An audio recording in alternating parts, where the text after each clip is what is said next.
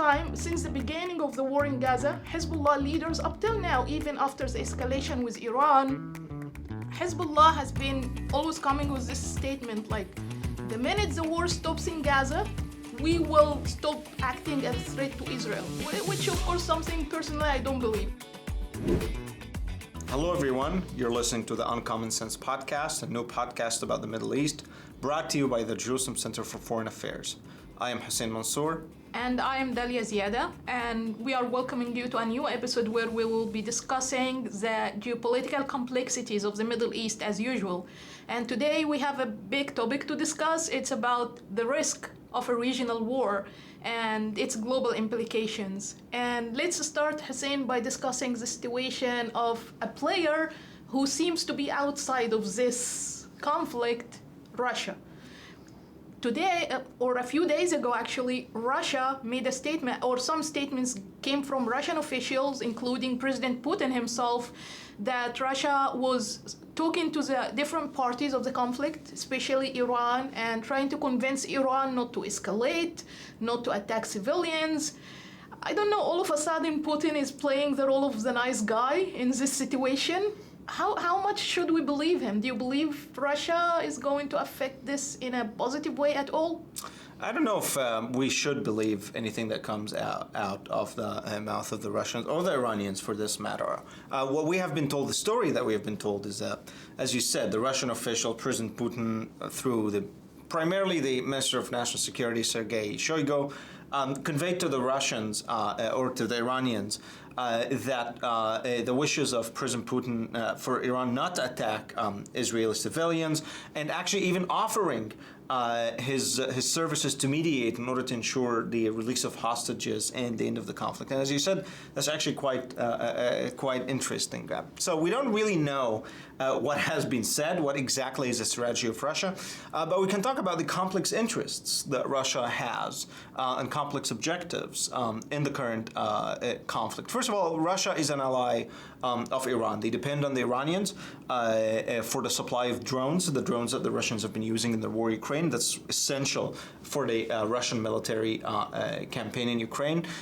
They also depend on the Iranians to evade sanctions, Western sanctions, and allow the Russians to more economic freedom from their current conditions.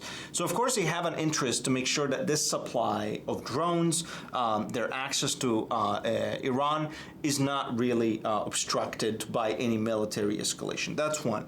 On the other hand, Iran is an ally of Russia and that is challenging the United States in the Middle East. The United States have been causing Putin a lot of hurt since the war in Ukraine started. So it's in the best interest of the Russians to ensure that the Iranians are strong, that they have strong air defenses, and they can maybe be as threatening or execute also some cost from the United States in the Middle East. However, if they do that, they want to do that without having any responsibility. So it makes sense for them to say, you know what, we told the Iranians not to attack Israeli civilians. If they do, don't hold us accountable for this. So they have different objectives to achieve by both this info operation, if you will, and by now going to the Iranians and trying to step up to the plate with their alliance. It's interesting the way you put it in terms of Russia-Ukraine war versus Israel-Iran war and how they are somehow linked, at least in the backstage. It seems to me like the world of dictators and authoritarian regimes is allying with each other against the world of democratic regimes, progressive, more freedom and human rights oriented regimes somehow.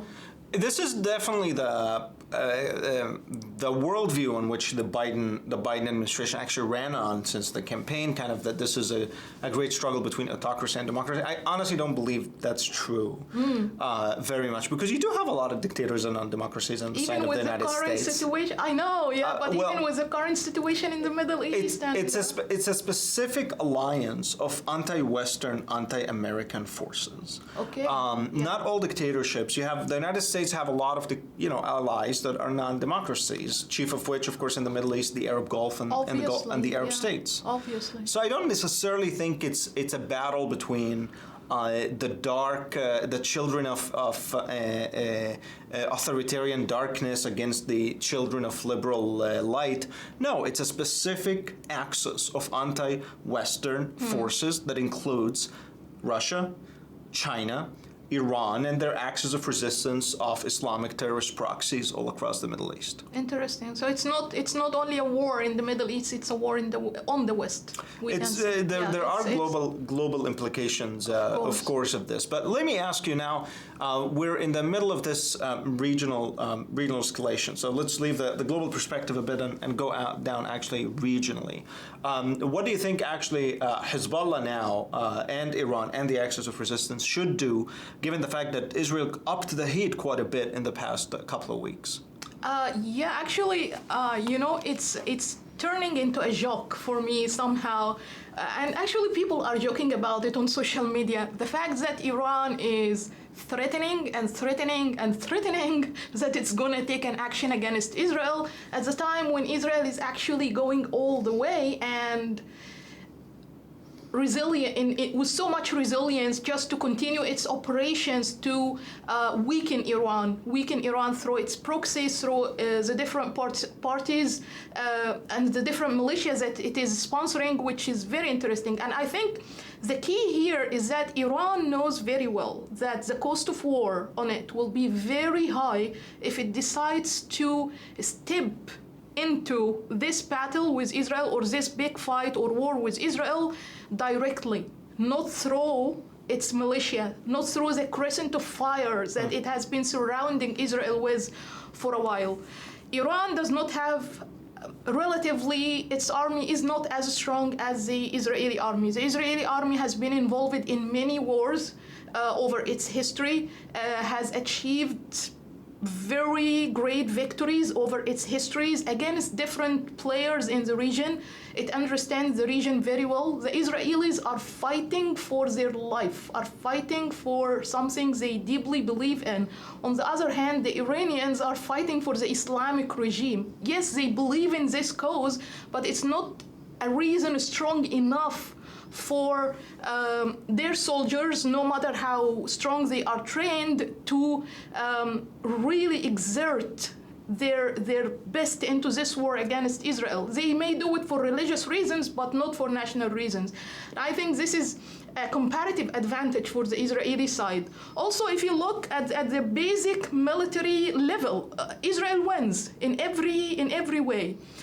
It wins because it has a strong army, strong military equipment, and also because it has the support of the United States behind it with all its army and armament forces, and with all its military force behind it. On the other hand, although Russia is supporting Iran and talking so nicely about cooperation and even offering weapons to Iran, Russia, although it's a strong military, it has a very strong military capabilities, but still it's not ready right now to support Iran while it is already involved in the war in Ukraine.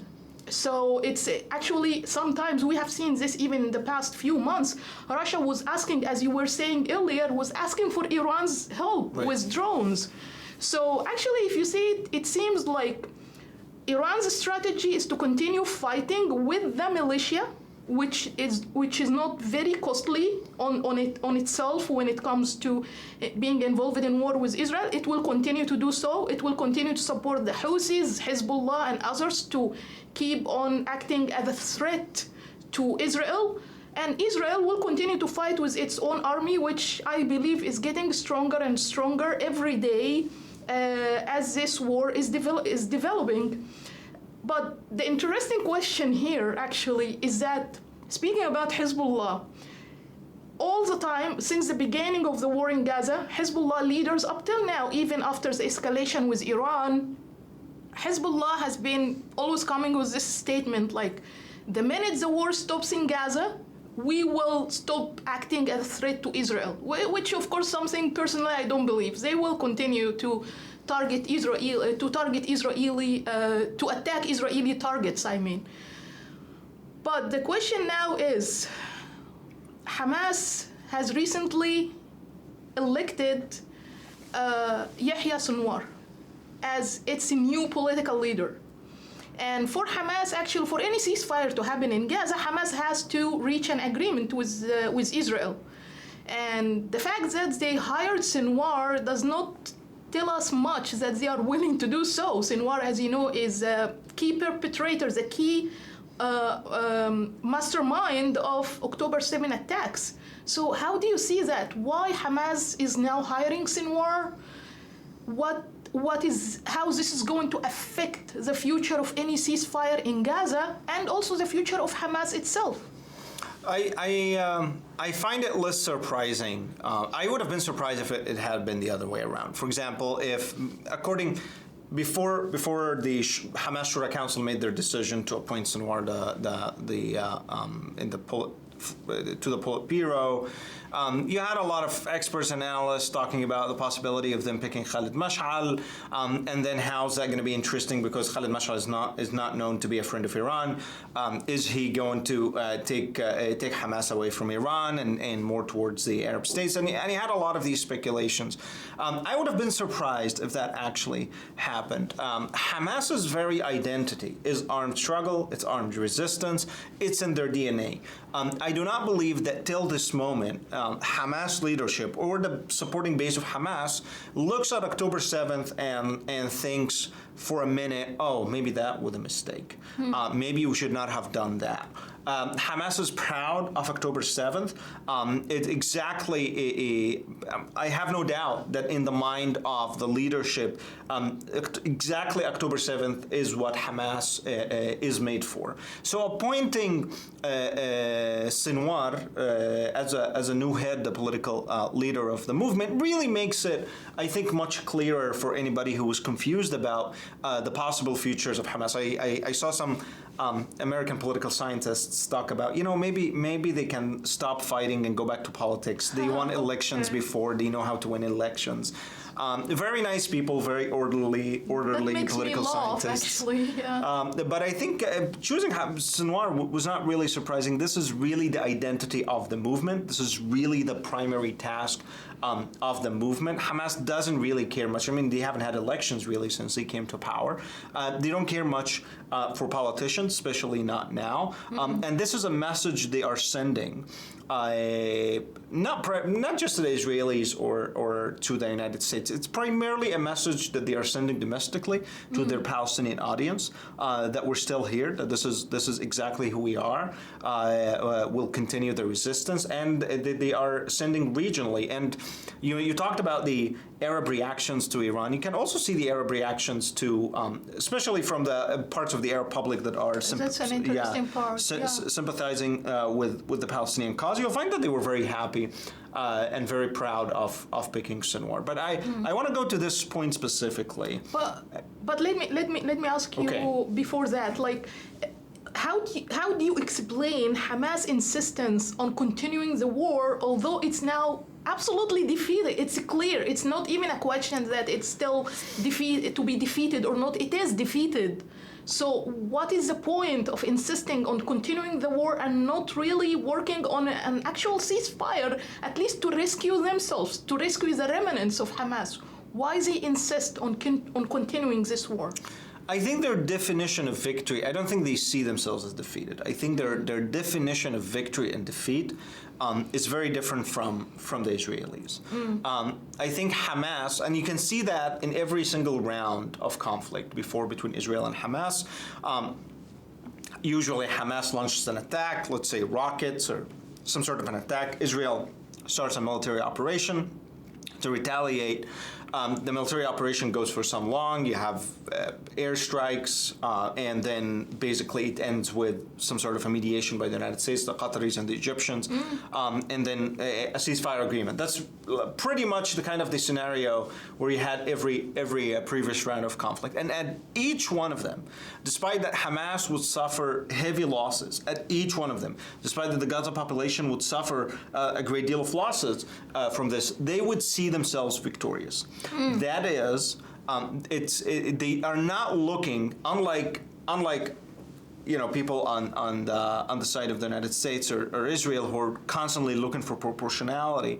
Hamas, they don't look for proportionality at all. Yeah. If they are still standing, if they are able to make Israel hurt, if they can bring Israel to a crisis, freeze the Israeli economy, cause so many casualties, put Israel in a position where they have to be at war this time for this long. That's a victory for them. And they, as long as they can come out alive, no matter how many people are dead, by the end of the day, those are martyrs who are going to go to heaven. As you said, it's in their charter. They are jihadists, and the goal of a jihadist is just to continue. You're winning regardless.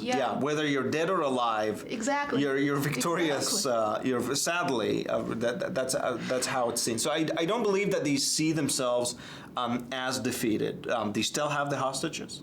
Sinwar is still alive, still underground. They are still hiding in the tunnels. They caused a political crisis in Israel. You can see it in the protests against the prime minister, against the government. You can see it in the turning the tide of public opinion against Israel internationally. And of course, Hamas plays that game as well. I mean, now we know that the Iranians and the Qataris and the Hamas networks, with them, they have been engaged, misinformation campaigns. They have presence on, according to the U.S. government itself, they have presence on U.S. campuses. They are helping create this anti-Israel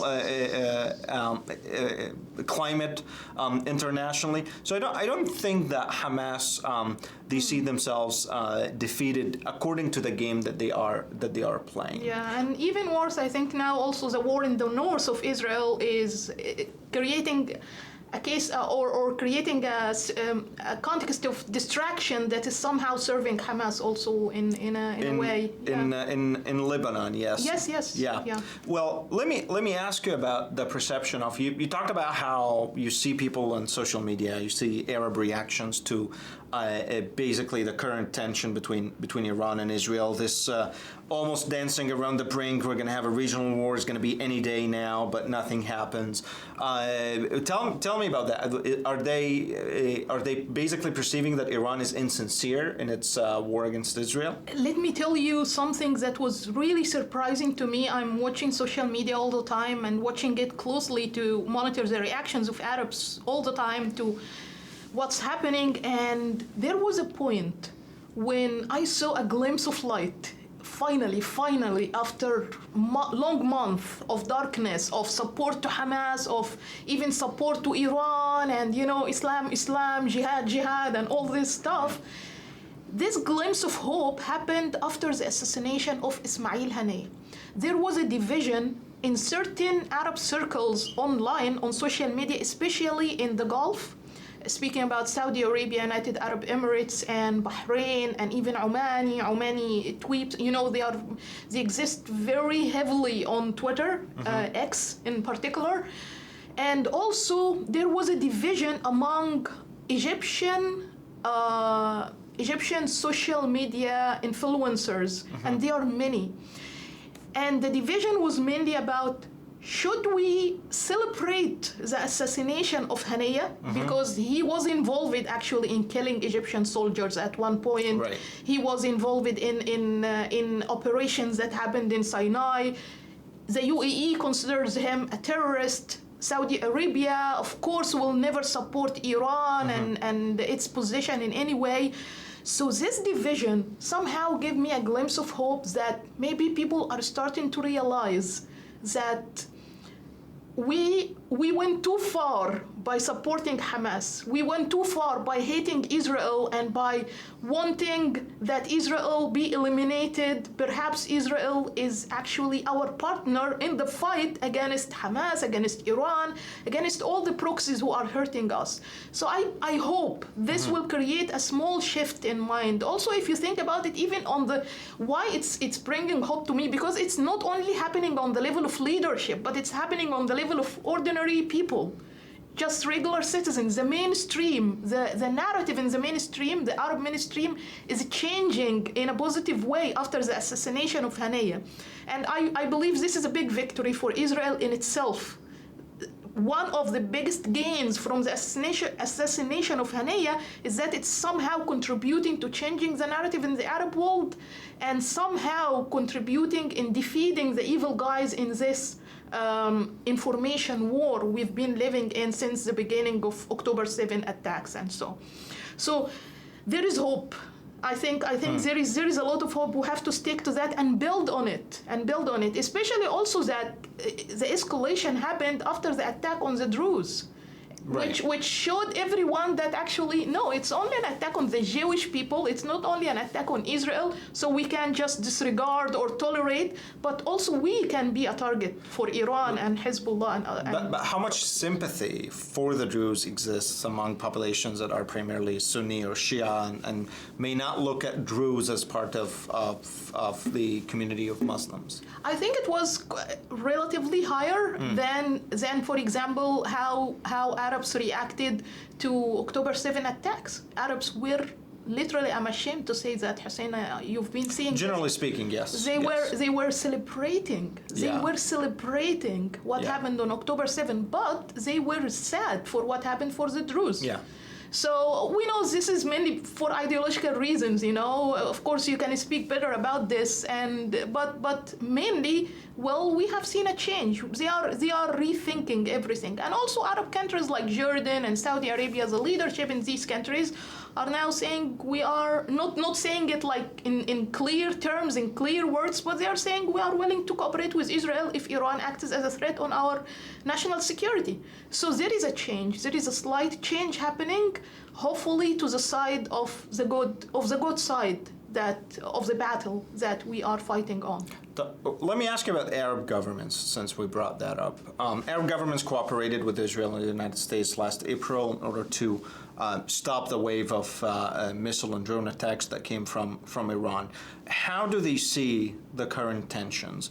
Are they still cooperating with the United States or Israel? Are they more scared that this might be a bigger blow to the stability of the region that might affect their own stability and security? No question, everyone is scared in the region. Everyone is scared from the potential of a regional war that will swipe away everything, that swipe away life in the Middle East, actually, if it really happens. It will be destructive to every aspect of living.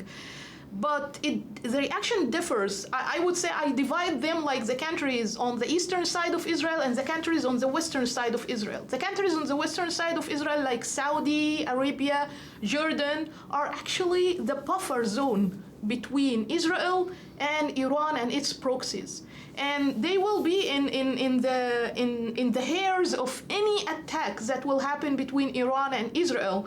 And obviously, they want to make sure that their national security is not going to be hurt.